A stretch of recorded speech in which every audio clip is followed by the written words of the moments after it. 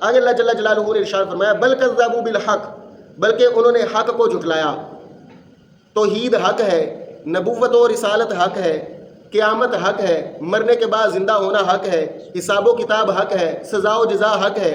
تو اللہ فرماتا ہے بل کذبوا بالحق، بلکہ انہوں نے حق کو جھٹلایا۔ لما جاءہم، جب ان کے پاس حق آ گیا، فہم فی امر مریج، تو فرمایا کہ وہ ایک الجھی ہوئی بات میں مبتلا ہیں، وہ ایک الجھی ہوئی بات میں مبتلا ہیں۔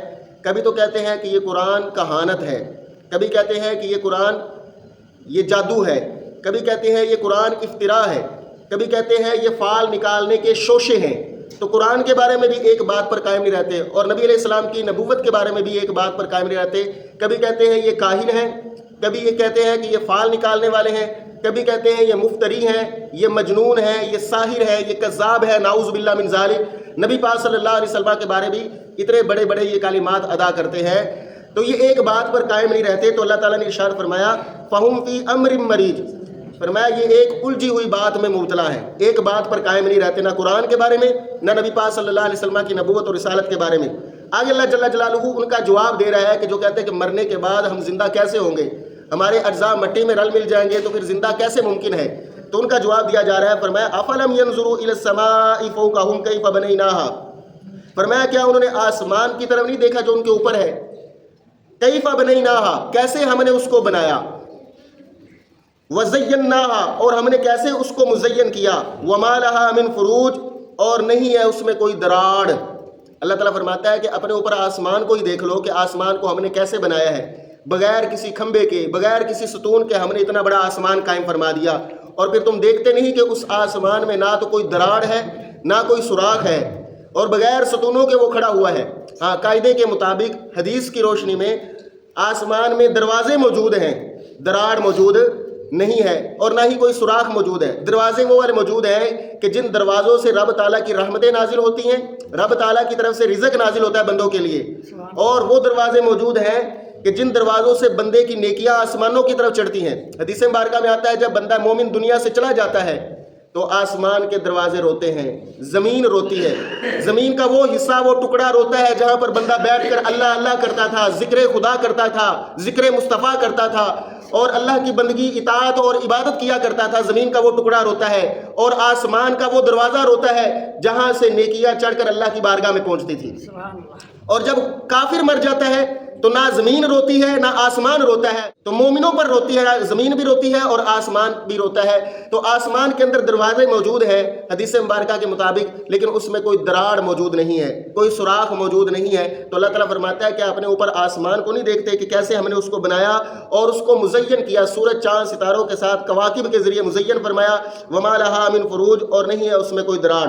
آگے اللہ تعالیٰ نے ارشاد فرمایا والارض مددناها، اور زمین کو نہیں دیکھتے کہ ہم نے زمین کو پھیلا دیا، وَأَلْقَيْنَا فِيهَا رَوَاسِيَ، اور اس میں ہم نے مضبوط پہاڑ ڈال دیے۔ زمین کو قائم رکھنے کے لیے، چونکہ زمین یہ پانی پر موجود ہے تو اس کی تھرتھراہٹ کو اور اس کی حرکت موجود تھی، اس حرکت کو روکنے کے لیے اللہ جل جلالہ نے زمین میں بڑے بڑے پہاڑ پیوست فرما دیے۔ تو اللہ تعالیٰ ارشاد فرماتا ہے کہ ہم نے زمین کو پھیلا دیا اور اس میں مضبوط پہاڑ ڈال دیے، وَأَنبَتْنَا فِيهَا مِن كُلِّ زَوْجٍ بَهِيجٍ، اور اس زمین میں ہم نے ہر قسم کی تر و تازہ چیزیں پیدا کی۔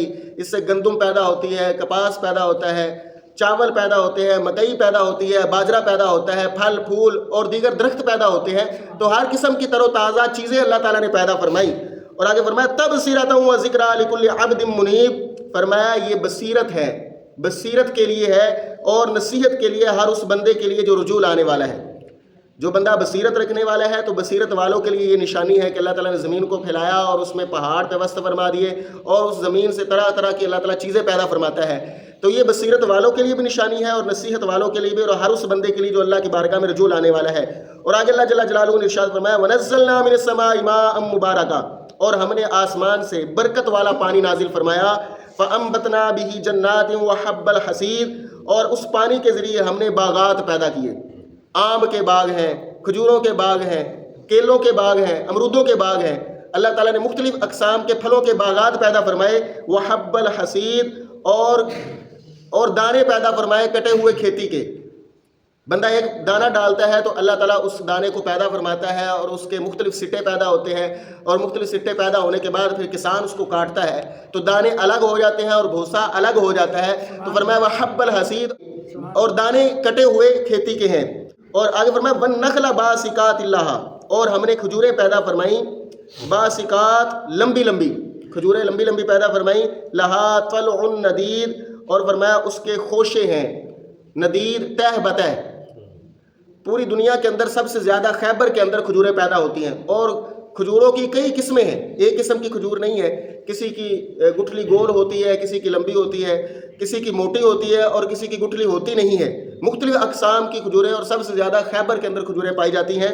تو اللہ تعالیٰ فرماتا ہے کہ ہم نے کھجوریں پیدا فرمائی لمبی لمبی، لہا طلع، فرمایا اس کے خوشے ہیں، تہ بتہ، ایک ایک خوشے پر کتنی کتنی کھجوریں لگی ہوئی ہیں. اور ایک ایک خوشہ جو ہوتا ہے وہ کئی کلو کا ہوتا ہے، کوئی 5 کلو کا، کوئی 10 کلو کا، کوئی 15 کلو کا، کئی کئی کلو کے خوشے ہوتے ہیں. تو فرمایا کہ ہم نے وہ خوشے پیدا فرمائے تہ بتہ، رزقا للعباد، بندوں کے رزق کے لیے، بندوں کے رزق کے لیے. وَأَحْيَيْنَا بِهِ بَلْدَةً مَيْتًا، اور اس پانی کے ذریعے ہم نے مردہ زمین کو پیدا فرمایا. كَذَلِكَ الْخُرُوجُ، فرمایا اسی طرح ہی نکلنا ہے. جس طرح اللہ تعالیٰ نے آسمان سے پانی نازل فرمایا، پانی نازل فرمانے کے بعد مختلف قسم کے باغات پیدا فرمائے، مختلف قسم کی سبزیاں پیدا فرمائیں، اللہ جل جلالہ ارشاد فرما رہا ہے کہ اسی طرح فرمایا تمہارا بھی زمین سے نکلنا ہے. کہ اللہ تعالیٰ زمین سے جب باغات پیدا فرمانے پر قادر ہے، پھل پھول پیدا فرمانے پر قادر ہے، تو اسی طرح اے کافرو، اے مشرکو، اے ملحدو، اے منکرین قیامت، اللہ تعالیٰ کا انکار کرنے والوں، نبی علیہ السلام کی نبوت کا انکار کرنے والوں، حساب و کتاب اور سزا و جزا کا انکار کرنے والوں، اسی طرح اللہ تعالیٰ تمہیں بھی زمین سے نکال دے گا. ایک سور پھونکا جائے گا قیامت کے نزدیک. جب قیامت قائم ہوگی تو سور پھونکنے سے پہلے سور سے تو سارے انسان مر جائیں گے، اور دوسرا سور جب پھونکا جائے گا تو سارے انسان زمین سے ایسے نکلیں گے جیسے زمین سے سبزیاں نکلتی ہے، زمین سے پھل پھول نکلتے ہیں، باغات پیدا ہوتے ہیں، درخت پیدا ہوتے ہیں. تو ایسے ہی تمہارا بھی زمین سے نکلنا ہوگا.